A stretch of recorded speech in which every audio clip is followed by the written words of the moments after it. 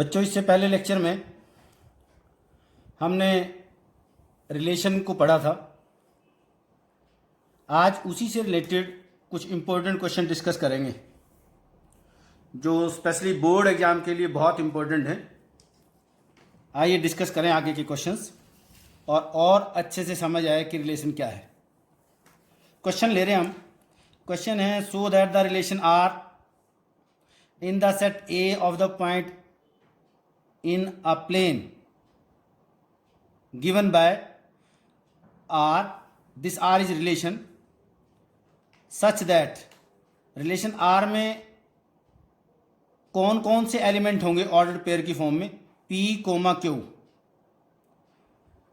इसका मीनिंग क्या है? Such that distance of the point P from the origin is same as the distance from the point Q from the origin.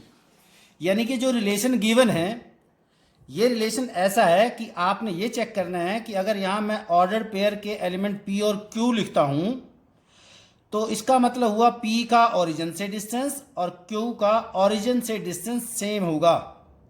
ये relation है। जैसे इससे पहले के क्वेश्चन में यहाँ हम A और B ऑर्डर पेयर लेते थे तो A और B में वो कोई भी रिलेशन बताता था, हमें यूज करना पड़ता था रिफ्लेक्सिव, सिमेट्रिक और ट्रांजिटिव में डेफिनेशन के अकॉर्डिंग ए बी की बजाय अब की बार ऑर्डर्ड पेयर पी और क्यू की फॉर्म में लिखा है। Distance of p from the origin is same as distance from the q from the origin. This is the relation. ये रिलेशन हमारे पास है। आगे भी कुछ शो करना है, पहले आइए इसको प्रूव करें। फर्स्ट सॉल्यूशन में हम करेंगे रिफ्लेक्सिव रिलेशन। पहले हेडिंग डाल के लिखेंगे रिफ्लेक्सिव, कि हम रिफ्लेक्सिव रिलेशन प्रूव कर रहे हैं। रिफ्लेक्सिव रिलेशन आप सबको मालूम है रिफ्लेक्सिव रिलेशन की डेफिनेशन क्या है?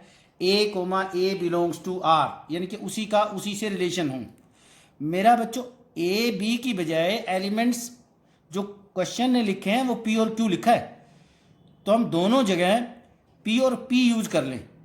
जैसे A और A यूज करते हैं रिफ्लेक्सिव में, जो फर्स्ट एलिमेंट है वही सेकंड एलिमेंट भी उसी को यूज करें। So therefore we write it is obvious true that P, P belongs to R because the distance from P to origin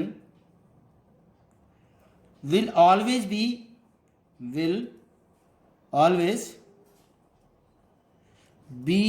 as same as the distance from P to the origin।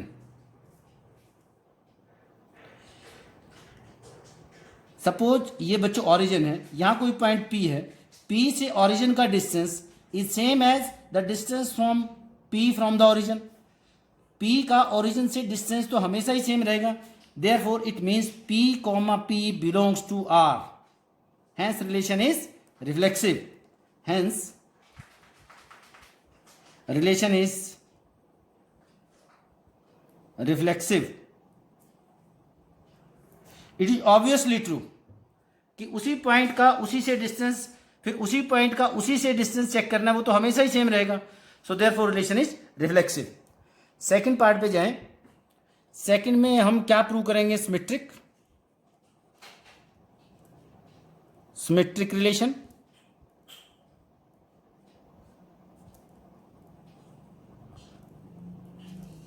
Symmetric relation में क्या prove करना है?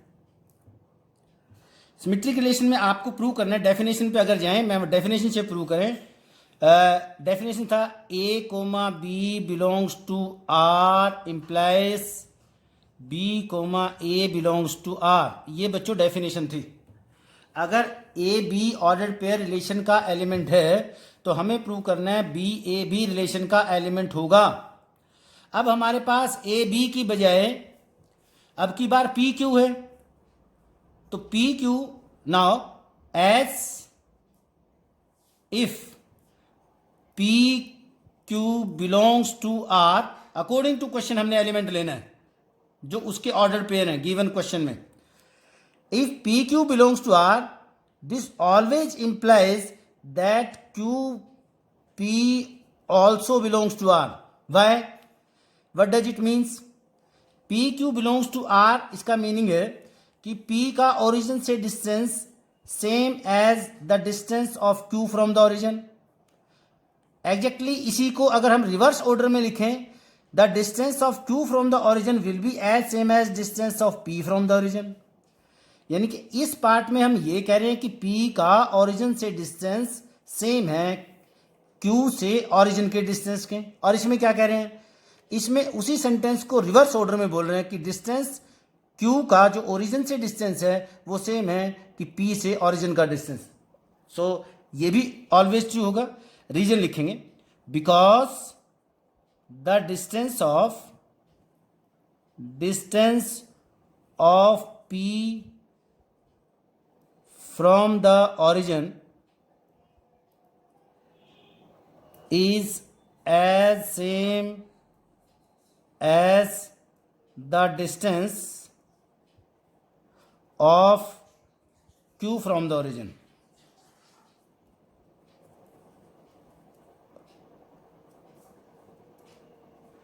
Implies the distance, अब इसको लिखूंगा मैं, यानी कि ये हमें ये भी देगा, the distance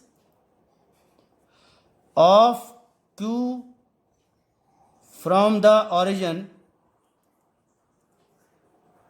is same as the distance of P from the origin. यानी कि आपने अपने प्रूफ में क्वेश्चन के अकॉर्डिंग प्रूव करना है. थर्ड और फाइनल पार्ट में प्रूव करें, that is transitive relation.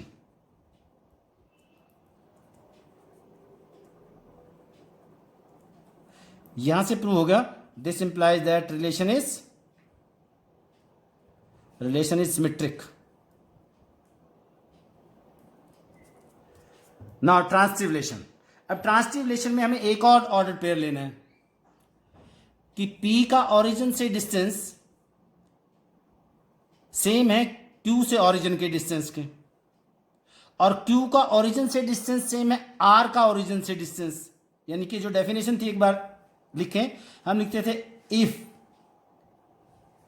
A, B belongs to R and B, C belongs to R implies A, C belongs to R. ये तो डेफिनेशन थी बच्चों.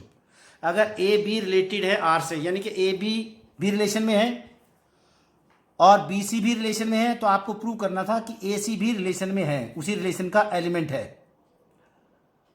सो अब मैंने क्या करना है, यहां कौन है, P Q. So the if word use करें, if the distance of P from the origin is same as the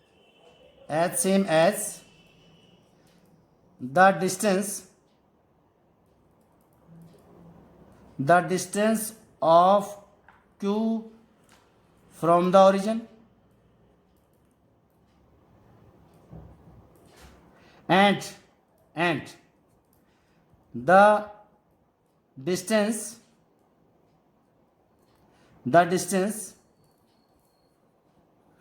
of Q from the origin is same as the distance of R की जगह आप R relation का R ना use हो जाए, आप R की जगह और यूज करें, T फ्रॉम द ओरिजिन.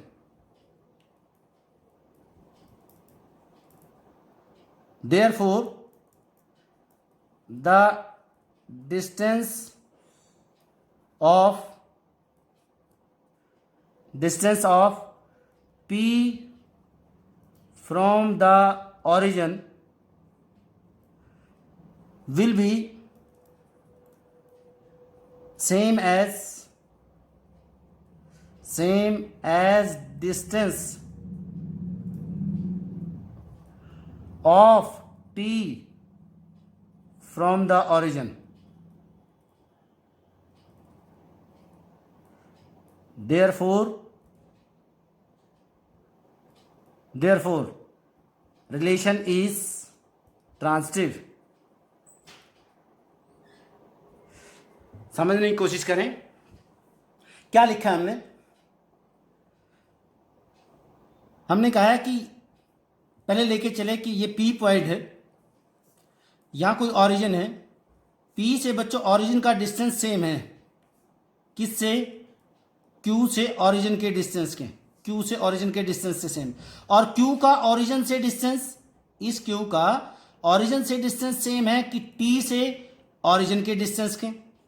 अगर P का ओरिजिन से डिस्टेंस सेम है Q से ओरिजिन के डिस्टेंस से, और एक और पार्ट गिवन था B C related to R, उसमें गिवन है कि Q का ओरिजिन से डिस्टेंस सेम है T का ओरिजिन से डिस्टेंस के। सो देयरफॉर P का जो ओरिजिन से डिस्टेंस है वो बिल्कुल सेम होगा कि T का ओरिजिन से जो डिस्टेंस है। सो ये डिस्टेंस इसके इक्वल है और ये डिस्टेंस इसके इक्वल है। डायरेक्ट अगर लें तो ये डिस्टेंस भी इसके इक्वल होगा। आप डिस्टेंस को ऐसे भी लिख सकते थे कि OP is equal to OQ and OQ is equal to OT, therefore OP mod of OP is equal to mod of OT। इस तरीके से भी रिप्रेजेंट कर सकते थे। Hence relation is transitive. एक बार कंक्लूड करते हैं कि रिलेशन था distance P to origin O। Reflexive में हमने कहा क्योंकि दोनों एलिमेंट सेम लेने होते हैं P से ओरिजिन का डिस्टेंस सेम है P से ओरिजिन का डिस्टेंस, वही मैंने लैंग्वेज में लिखा है। Hence relation is reflexive. इसमें कहा अगर P का ओरिजिन से डिस्टेंस Q से ओरिजिन के डिस्टेंस के सेम है तो मैं अब इसको रिवर्स ऑर्डर में बोलूंगा कि therefore the distance of Q from the origin will be as same as the distance of P from the origin. Hence relation is symmetric. और ये मैंने अभी एक्सप्लेन किया ही है, ये था transitive relation. Hence relation is equivalence relation. इसके बाद कुछ और भी पूछता है, so that the set of all the points related to P not equal to 0 0, यानी कि 0 0 को छोड़ के P से रिलेटेड जो भी पॉइंट हैं is the circle passing through P with origin at centre.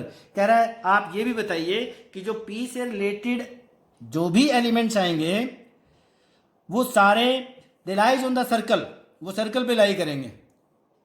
जो P से रिलेटेड बच्चों पॉइंट आएंगे क्योंकि उन सब का ओरिजिन से डिस्टेंस सेम है, ये सब P से रिलेटेड पॉइंट्स हैं, ये सब P से रिलेटेड पॉइंट्स आएंगे जिनका कि ओरिजिन से डिस्टेंस सेम रहे।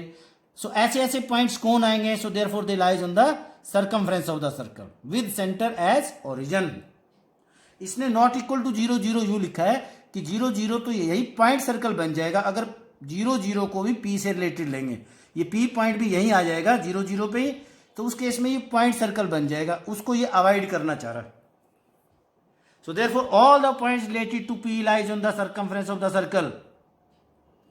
Hence proof. So ये लिखना है आपने। अगले क्वेश्चन पे चलते हैं। नेक्स्ट क्वेश्चन लेते हैं। एक और अच्छा क्वेश्चन है। So that the relation R is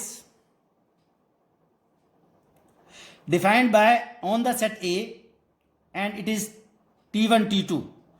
जानबूझ के मैंने डिफरेंट टाइप के क्वेश्चन लिए हैं। हमने ए बी डेफिनेशन में यूज किया ऑर्डर पेयर। पहले में P और Q लिखा ताकि बच्चों को पता चले कि कुछ भी यहाँ पे ऑर्डर पेयर का एलिमेंट हो सकता है। यहाँ उसको सच दैट के बाद बताना पड़ेगा कि आपका रिलेशन क्या है। यह बताता है रिलेशन क्या है। यहाँ तो एलिमेंट लिखता है, वो जो मर्जी लिख दे, X Y A B P Q, जो मर्जी यहाँ पे लिखें।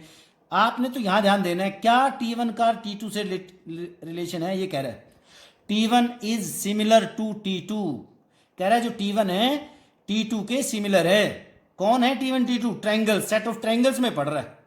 यानी कि कोई गिवन सेट A था जिसमें कौन थी, ट्रायंगल्स हैं बहुत सारे। उसने कोई दो ट्रायंगल उठाई T1 T2 अलग अलग। आपने T1 की सिमिलरिटी T2 से चेक करनी है। थोड़ा सा 10th क्लास पे जाना पड़ेगा, सिमिलरिटी याद होनी चाहिए आपको। सिमिलर कब थी? साइड्स की रेशो एस एस एस, अगर तीनों साइड्स की रेशो सेम है तब ट्रायंगल्स बच्चों सिमिलर थी, तीनों एंगल सेम है तो भी ट्रायंगल सिमिलर थी। इतना ही काफी है, इससे हमारा काम चल जाएगा।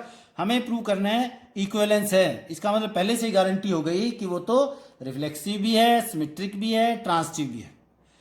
उसके बाद इसको प्रूव करना है, इसको बाद में पढ़ेंगे। आइए पहले इक्विवेलेंस प्रूव कर लें। फर्स्ट पार्ट हेडिंग बनाएं और लिखें रिफ्लेक्सिव। अब आपको समझ आ जाना चाहिए एक और तरीके से। रिफ्लेक्सिव में first element second element same लेते हैं, सिर्फ आपने इतना ही सोचना है, T1 लेना पड़ेगा यहां पे। सो T1 कोमा T1 का मतलब बना T1 is similar to T1। बच्चों हर कोई ट्रायंगल अपने आप के तो सिमिलर होती है, उसी ट्रायंगल के तीनों एंगल उसी ट्रायंगल के तीनों एंगल के तो इक्वल होता ही है।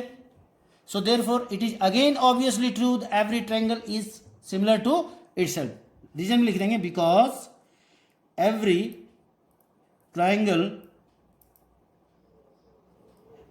Is similar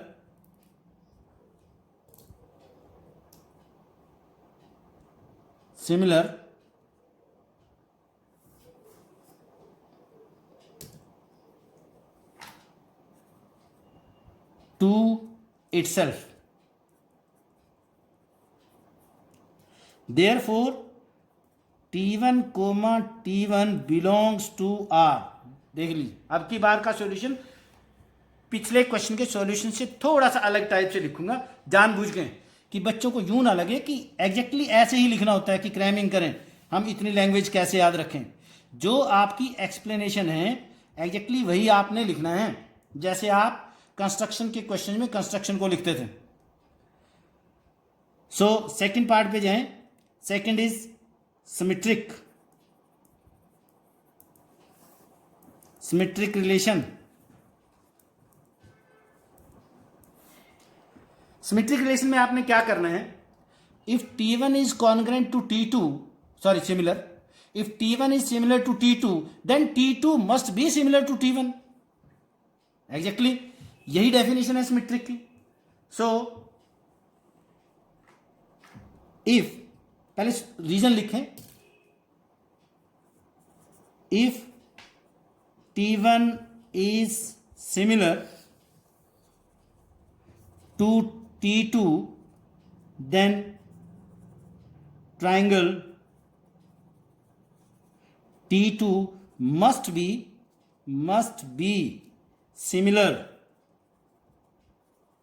similar to T1।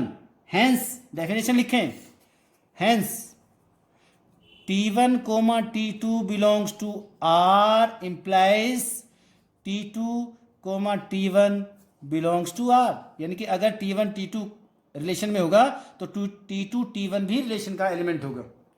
Hopefully आपको समझ आ रहा होगा। पिछली बार हमने लैंग्वेज बहुत सारी लिखी थी, अब की बार शॉर्ट फॉर्म में भी लिख रहा हूं, उसी तरीके की एक्सप्लेनेशन ये है। सेम इसी एक्सप्लेनेशन से आप पिछले क्वेश्चन को भी एक्सप्लेन कर सकते हैं। थर्ड लिख रहे हैं हम। थर्ड कौन था? Transitive relation. ट्रांजिटिव रिलेशन में आपको मालूम है, डेफिनेशन तो जरूर लिख दें। कोई भी क्वेश्चन अगर आपको प्रूव करना ना है, कम से कम हर किसी क्वेश्चन में तीनों में डेफिनेशन लिख दें। अपने आप टीचर को कहीं ना कहीं लगेगा कि बच्चा क्वेश्चन की ही लैंग्वेज लिख रहा है। अगर आप क्वेश्चन की लैंग्वेज को यूज कर लें, जैसे इसमें कौन है? सिमिलरिटी। इससे पहले क्वेश्चन में कौन था? Distance from P to origin. उन वर्ड्स को थोड़ा बहुत यूज करें, अदरवाइज डेफिनेशन लिख दें तो भी आपको मार्क्स मिल जाएंगे। पर ये उस केस में है बच्चों जब आपको क्वेश्चन प्रॉपर तरीके से लिखना ना है। मैं तो यही गाइड करूंगा कि परफेक्ट सॉल्यूशन लिखें जैसा मैं लिख रहा हूं। अब की बार क्या करना है, पहले मैं एक्सप्लेन कर रहा हूं मैं क्या लिखूंगा। If T1 is similar to T2, triangle T1 is similar to triangle T2 and triangle T2 is similar to triangle T3, therefore triangle T1 must be similar to triangle T3। Therefore definition use कर लेंगे। So with reason लिखें, as triangle T1 is similar to, short form में लिखते हैं T2 and triangle T2 is similar to T3, therefore triangle T3 T1 must be similar to triangle T3। अगर T1 T2 के similar है और T2 T3 के similar है, ये दोनों गिवन है, सो आपको बताना है कि T1 और T3 भी सिमिलर होंगे, मस्ट बी, आप गारंटी दे रहे हैं कि होगा ही होगा। So this implies, definition use कर रहा हूं मैं, जो मैं आपको कह रहा हूं कोई भी क्वेश्चन सॉल्व ना करना है, ये तो कम से कम लिखें क्या, as T1, T2 belongs to R and this is given part, T2, T3 belongs to R, this will imply gives T1, T3 belongs to R, therefore relation is transitive। Now the relation is reflexive, symmetric and transitive, hence R is equivalence relation.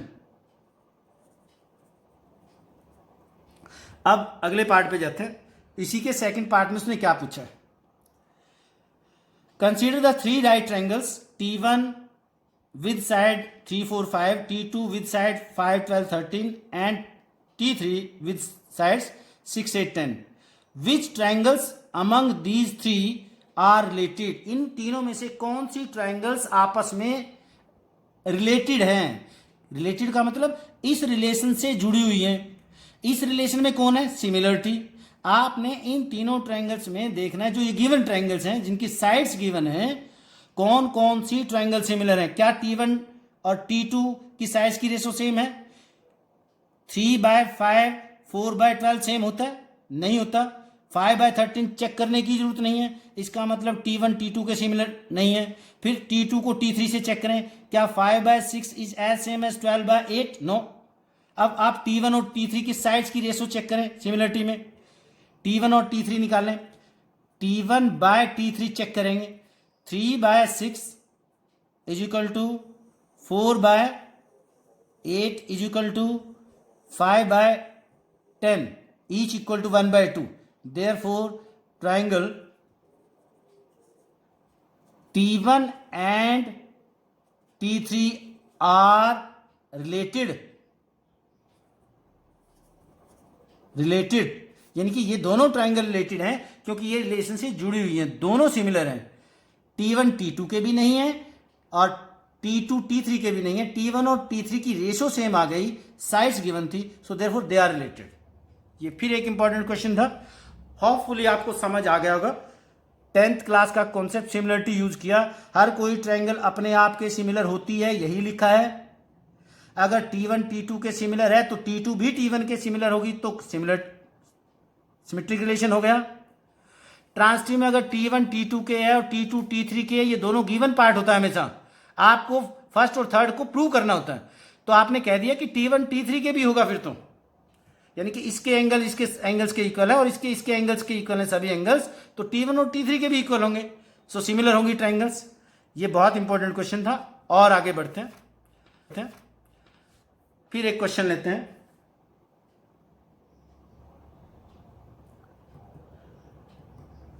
अब की बार explain ज्यादा करूंगा, कैसे लिखना है बोल के बताऊंगा आपको, जहां जो लिखना पड़ेगा थोड़ा बहुत लिखूंगा, ध्यान देंगे आप। मेरे पास given set A of all polygons का सेट है A, और रिलेशन P1 P2 लिखा है, और P1 P2 कौन है, P1 and P2 have same number of sides, यानी कि जो P1 पॉलीगन है और जो P2 पॉलीगन है उनकी नंबर ऑफ साइड सेम है। जैसे पीछे कौन था, सिमिलरिटी थी, उससे पहले कौन था, डिस्टेंस था। अब नंबर ऑफ साइड्स, यानी कि अगर ये P1 में 3 साइड्स के पॉलीगन्स हैं तो P2 में भी 3 साइड्स के पॉलीगन हैं। अगर P1 में 10 साइड्स के पॉलीगन है, 10 साइड्स के ही इसमें पॉलीगन्स हैं, चाहे साइड्स जो मर्जी हैं, नंबर ऑफ साइड्स, रिलेशन है नंबर ऑफ साइड्स, ध्यान दें, नंबर ऑफ साइड्स, बहुत आसान है। अच्छा, पहले मैं प्रूव कर दूं। फर्स्ट पार्ट में देखना आप क्या लिखते हो। First relation is reflexive. बच्चों, रिफ्लेक्सिव रिलेशन में आपको उसी को रिलेट करना होता है। A comma A belongs to R लिखते हो आप, इसका मतलब P1 कोमा P1 लिखना है। P1 में जितनी नंबर ऑफ साइड्स हैं उतनी P1 में नंबर ऑफ साइड्स हैं, nothing to be prove. So it is again obviously true. We know the number of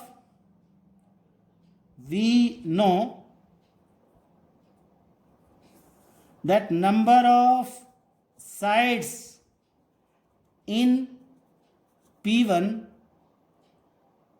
are same as number of sides in P1। अरे P1 जितने भी sides का, हमें जाने की जरूरत ही नहीं है कितने साइड का ये पॉलीगन है, उतने ही P1 में होंगे। देयरफॉर डेफिनेशन जो मैं कह रहा हूं कि वो तो लिख ही देना, P1 belongs to R, A belongs to R की जगह यहीं से उसी एलिमेंट को चुराना जो उसने लिखा है। क्वेश्चन की ही लैंग्वेज को आप यूज करेंगे। Therefore relation is, this implies that R is reflexive. अब सिमेट्रिक में क्या लिखेंगे? The number of sides is P1 is as same as number of sides in P2। Therefore उल्टा करके बोल रहे हैं, पहले P2 को बोल रहे हैं। Therefore number of sides in P2 will be as same as number of sides in P1। Hence ये आप लिखेंगे खुद, मैं नहीं लिखूंगा, मैं सीधा कंक्लूड करके रिजल्ट को लिखूंगा। सिमेट्रिक रिलेशन आप लिखना चाहें तो लिख लें, मैं बोल रहा हूं साथ साथ। If the number of sides in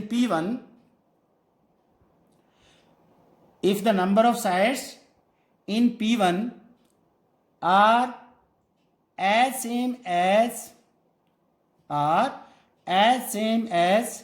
number of sides in P2, therefore number of sides in P2 will be as same as number of sides in P1। So hence as P1 comma P2 belongs to R, this implies this will gives P2 comma P1 belongs to R। Hence relation is R is symmetric। Third और final, transitive relation.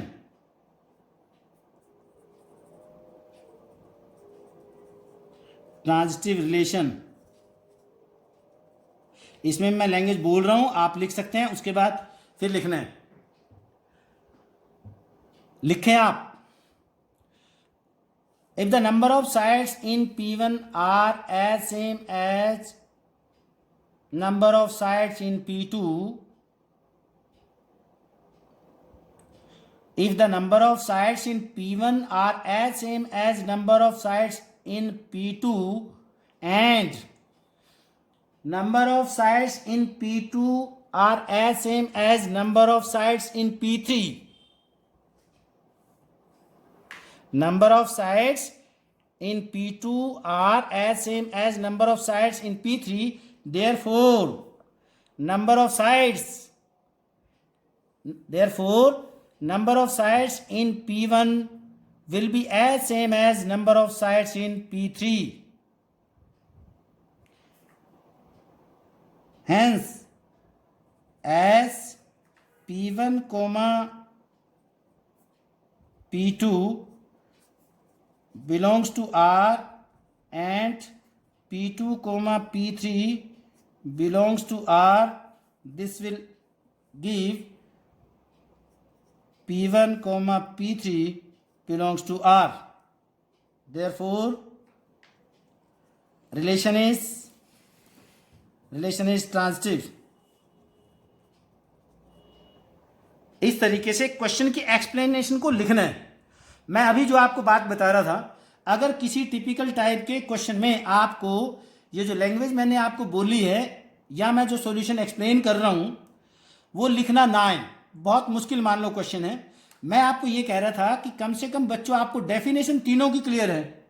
जैसे मैंने तीनों की definition को लिखा है, थोड़ा बहुत रिलेशन के बारे में लिखी, ये डेफिनेशन ही तो लिखी है, एग्जैक्टली डेफिनेशन। इतना तो आप किसी भी क्वेश्चन के बारे में लिख सकते हैं, कम से कम आपको कुछ ना कुछ मार्क्स जरूर मिल जाएंगे अगर बीच में थोड़ी बहुत लैंग्वेज यूज कर पाओ तो क्वेश्चन के। ये कह रहा था कि मैं आप इस तरीके से उनकी डेफिनेशन को लिखें, ए बी की जगह A B A, P1 P2 P2 P1, A B और बी सी तो ए सी और ए सी, एग्जैक्टली उसी के अल्फाबेट्स और टर्म्स को यूज करके आप कम से कम डेफिनेशन जरूर लिख दें, कुछ ना कुछ मार्क्स जरूर मिलेंगे।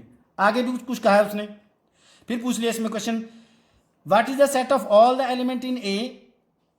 सेट ए में कौन थे, सारी polygons related to the right triangles T with side 3 4 5। अब आपको कंफ्यूज करने के लिए, जैसे पिछले क्वेश्चन में साइड्स गिवन थी, कह रहा है राइट ट्रायंगल्स हैं जिसकी साइड 3 4 और 5 हैं, बताइए इसके रिलेशन में कौन कौन आएंगी। रिलेशन कौन है, नंबर ऑफ साइड्स का। अब मुझे साइड्स की लेंथ से क्या लेना देना है, 3 4 5 साइड की ट्रायंगल्स हैं, मैंने तो नंबर ऑफ साइड देखनी है। बच्चों ट्रायंगल की हमें मालूम है कितनी साइड्स होती हैं, 3। सो देयरफॉर चाहे वो राइट ट्रायंगल है चाहे ऑब्ट्यूज है, ये सब राइट ट्रायंगल देना या साइड्स की लेंथ देना आपको कंफ्यूजन के लिए दिया है।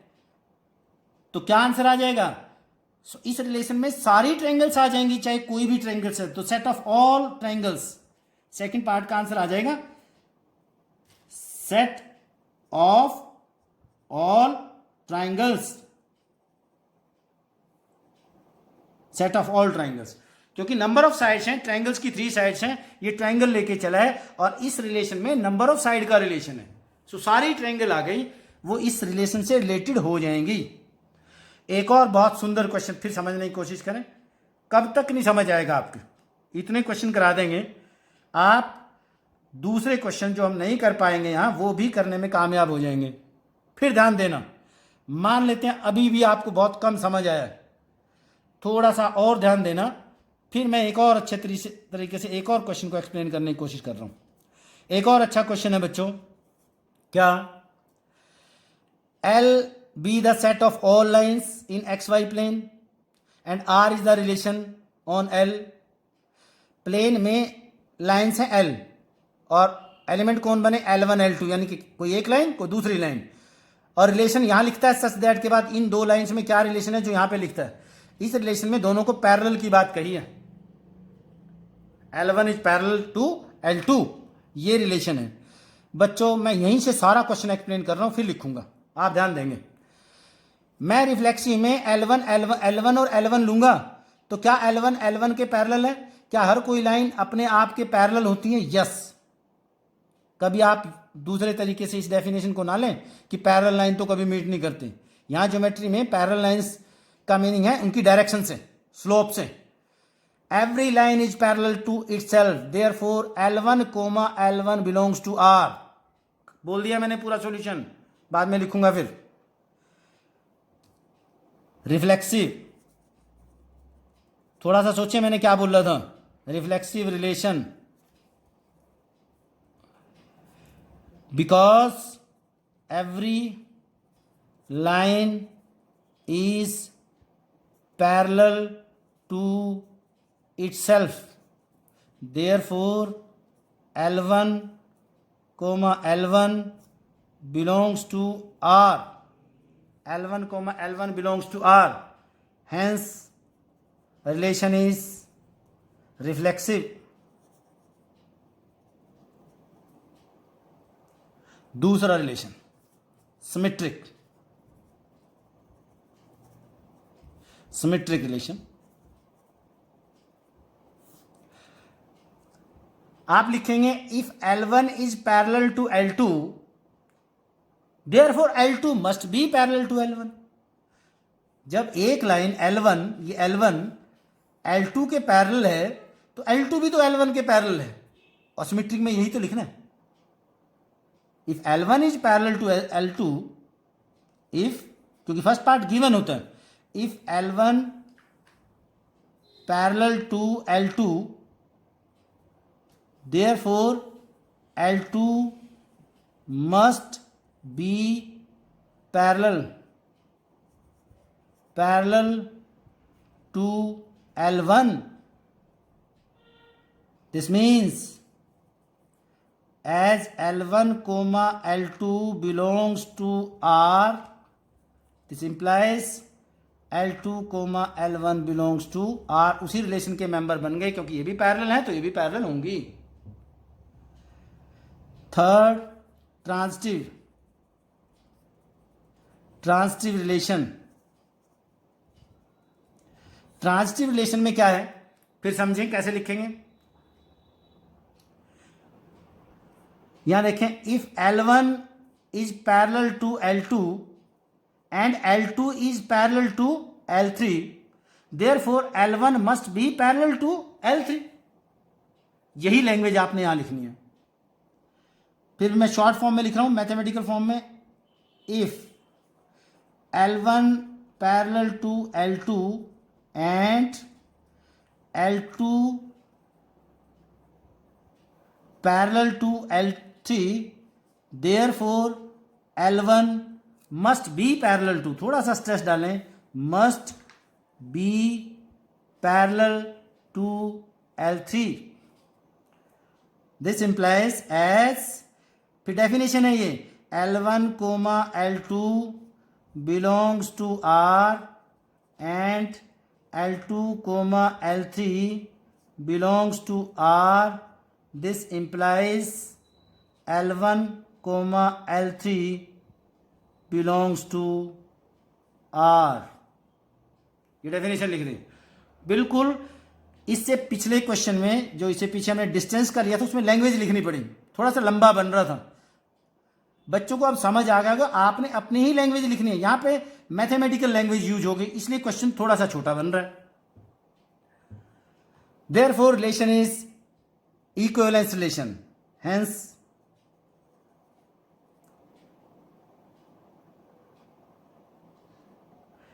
R is equivalence.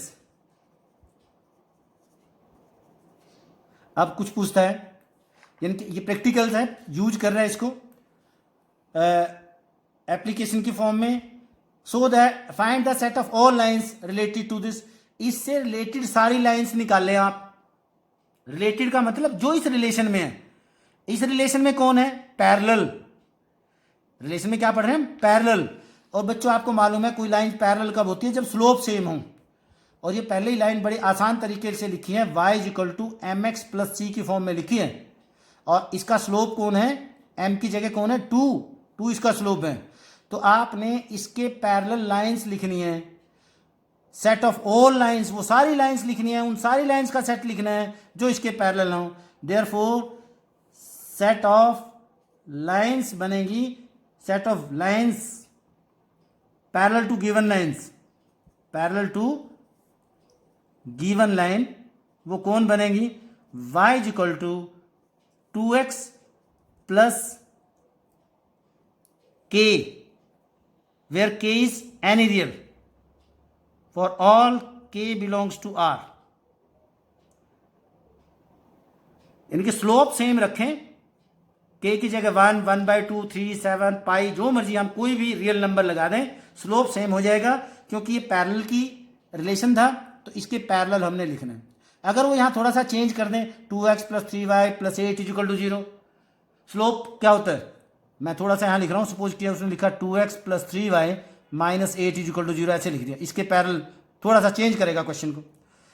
तो आपको यहां से भी स्लोप मालूम है, minus coefficient of x upon coefficient of y slope होता है. स्लोप बना -2/3.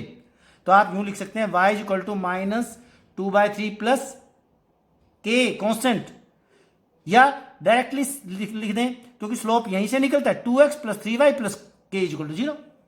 स्लोप तो यहीं से निकलता है, 2x plus 3y plus k is equal to 0. यानी कि k में जितनी सारी वैल्यूज रखेंगे उतनी सारी इनफाइनाइट लाइंस आ जाएंगी जो गिवन लाइन के पैरेलल होगी. इस तरीके से आप थोड़ा बहुत चेंज क्वेश्चन में वो करेगा, आपको समझना है और उसी तरीके से उसके आंसर को करना है. अब की बार फिर मैं एक और बिल्कुल अलग टाइप की टर्म आपको एक्सप्लेन करेंगे, जो इससे पहले शायद बच्चों ने नहीं सुनी होगी, हो सकता है कुछ बच्चों ने सुनी भी हो, पर ध्यान देंगे आप। एक नई टर्म आपको बताएंगे, कॉन्ग्रेंट मोडुलो। अब सोचें आपने सुना है कि नहीं, इसका मीनिंग बताएंगे। अब की बार का रिलेशन कॉन्ग्रेंट मोडुलो से रिलेटेड है। हर क्लास में ये टर्म्स बहुत ज़्यादा यूज होती हैं, इसको हमने यहाँ क्वेश्चन में यूज किया है। एक और अच्छा और बिल्कुल अलग टाइप का क्वेश्चन बनाया है। पूरा क्वेश्चन एक्सप्लेन करेंगे, अच्छे से लिखेंगे, समझें आप। पहले तो ये लिखता है क्वेश्चन में, अगर आपको कोई नई टर्म क्वेश्चन में ऐसे डिफाइन करता है, आप कंफ्यूज ना हो, वो क्वेश्चन में लिखेगा कि इसका मीनिंग क्या है। कॉन्ग्रेंट मोडुलो का मीनिंग है A and B are two integers are said to be congruent modulo M and written as, इसको लिखा ऐसे जाता है, जो ये लैंग्वेज लिखी है इसको ऐसे लिखा जाएगा mathematically, A congruent B modulo M, short form है मोडुलो की। ये पूरा वर्ड यहां लिखा है, एम ओ डी, मोड लिखा है मैंने यहां, मोड एम भी बच्चे बोल देते हैं। ए यहां से बोल रहा हूं, देख देख के बोलना है, A congruent B modulo M. इसका क्या मतलब है, ये लिख रहा है इसका meaning, B divides A minus B, M divides A minus B. ये जो यहां पे होगा M divides A minus B, language change करें, A minus B is divisible by M, इन दोनों का डिफरेंस इससे डिविजिबल होता है। M divides A minus B कहें या ए माइनस बी, इन दोनों का डिफरेंस इससे डिवाइड होगा, ये रिलेशन है। तो फर्स्ट जो रिलेशन हमारा है रिफ्लेक्सिव, आइए प्रूव करें। रिफ्लेक्सिव रिलेशन, रिफ्लेक्सिव रिलेशन में बच्चों बी की जगह आपने ए लिखना होता है। बी की जगह ए लिखा, पहले समझे फिर लिखेंगे। बी की जगह ए लिखा, ए माइनस ए क्या बनेगा, जीरो, जीरो बाय एम क्या बना, जीरो, यानी कि जीरो एम से डिविजिबल हो गया, हैंस रिलेशन इज रिफ्लेक्सिव। पहले इसको लिख दें साथ साथ, we know A minus A is equal to zero which is divisible by M, therefore A congruent A modulo M implies a comma a belongs to R। Second, मैंने B की जगह ए लिखना होता है रिफ्लेक्सिव में, दोनों का difference zero by M meaningful है, जिसका आंसर जीरो बनेगा, where M is any non zero integer. Now second पे जाएं, अब A as symmetric relation, symmetric relation, आप पहले समझें, अगर a minus B divisible by m है तो b माइनस ए भी डिविजिबल बाय m हो जाएगा। अगर a माइनस बी को m से डिवाइड करने पर बच्चों सपोज करें लैम्डा आता है, lambda is an integer, so b minus A को m से डिवाइड करेंगे तो कौन आ जाएगा, माइनस लैम्डा, सो वो भी डिविजिबल है, so b congruent a modulo m बन जाएगा, hence relation is symmetric. As let a minus B is equal to lambda into M. इसका क्या मतलब हुआ कि a minus B integral multiple of m हो गया, means a minus B is divisible by m हुआ, where lambda is any integer, therefore b minus a is equal to minus lambda into m implies that b minus a is also divisible by m. This implies as a comma b belongs to R implies b comma a belongs to R. Hence relation is symmetric. Hence relation is symmetric. Third, transitive. Transitive relation बहुत important question है. Transitive relation, इसमें हमने क्या करना, given क्या है कि a minus B divisible है m से, b माइनस सी डिविजिबल है m से. हमें प्रूव करना a minus C divisible by m होगा. If a minus b is equal to some lambda 1 into m and b minus c is lambda 1 into m, lambda 2 into m, for all lambda 1 lambda 2 belongs to integer z फिर integers. therefore a minus c हमने divisible by m दिखाना है. a minus c को आप क्या लिखें, इन दोनों को यूज करें. a minus c can be written as a minus B plus B minus C. Check करें, a minus B plus B minus C, मैंने लाइन ब्रैकेट लगाई है, b से b कैंसिल, वही a माइनस सी है. इसको क्या लिख दें, इसकी जगह आप लिखें लैम्डा 1 इंटू एम, इसकी जगह क्या लिखें लैम्डा 2 इंटू एम. आप m दोनों में से कॉमन ले लें, lambda 1 plus lambda 2 into M. ये कौन है बच्चों, इंटीजर, ये भी कौन है इंटीजर, तो इंटीग्रल मल्टीपल ऑफ m आ गया. Therefore a minus C also divisible by m, hence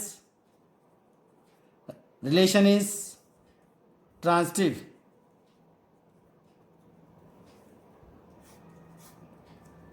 This implies R is equivalence relation.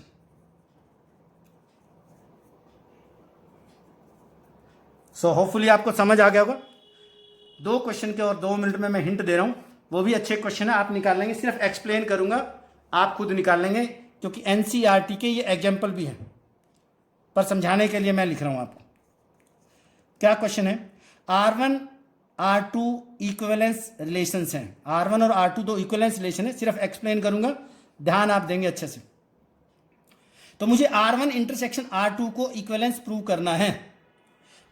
पहला रिफ्लेक्सिव रिलेशन में आपको क्या, R1 रिफ्लेक्सिव है क्योंकि ये इक्विवेलेंस है R1, इसका मतलब R1 बच्चों रिफ्लेक्सिव भी है, सिमेट्रिक भी है और ट्रांसिटिव भी है. As R1 is reflexive therefore a belongs to R1 and also a belongs to R2. Because R1 is reflexive, R2 is reflexive, so therefore a belongs to R1 and a belongs to R2. This implies that a belongs to R1 intersection R2. अगर बच्चों ये R1 में है और यही element R2 में भी है तो इंटरसेक्शन में भी होगा, और a R1 इंटरसेक्शन R2 हो गया. Therefore R1 intersection R2 is reflexive. Exactly same आप ऐसे ही सिमेट्रिक को लिखेंगे. R1 is symmetric, R2 is also symmetric, so R1 is symmetric, so therefore a b belongs to R implies b a belongs to R, and R1 a b belongs to R2 implies b a belongs to R2. बच्चों R1 कौन है, symmetric.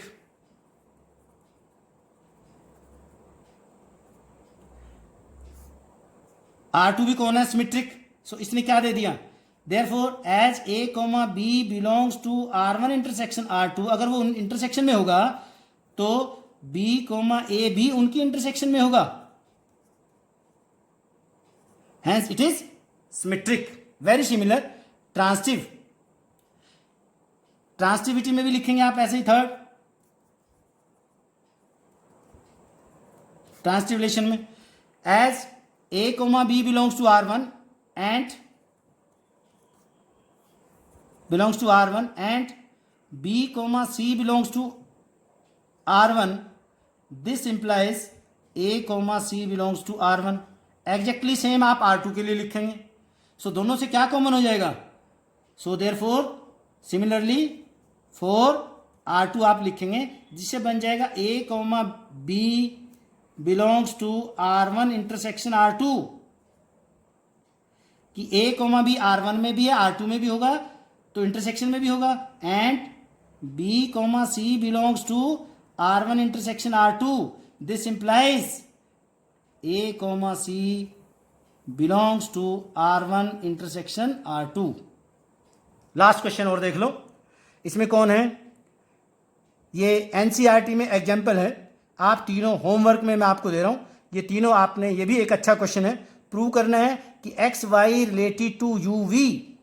अब की बार पहला element जो ए coma B होता था, ए की जगह ये और बी की जगह ये है, और रिलेशन ये है कि इसको आप फर्स्ट एलिमेंट को लास्ट से मल्टीप्लाई करें लेफ्ट हैंड साइड में, और सेकंड एलिमेंट को उसके फर्स्ट एलिमेंट से राइट हैंड साइड में मल्टीप्लाई करें।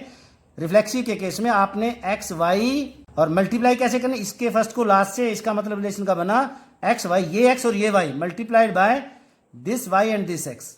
इस तरीके से आपको रिलेट करना है, हिंट मैंने दे दिया, आप खुद प्रैक्टिस करेंगे, एनसीईआरटी में ये एग्जाम्पल भी है, सॉल्व करेंगे बच्चों, और बहुत सारे और भी क्वेश्चन आप निकालेंगे। यहां हमारा रिलेशन का पार्ट कंप्लीट हो जाता है, आप क्वेश्चन प्रैक्टिस करेंगे, डाउट्स आपके लेंगे, ठीक है बच्चों, ओके।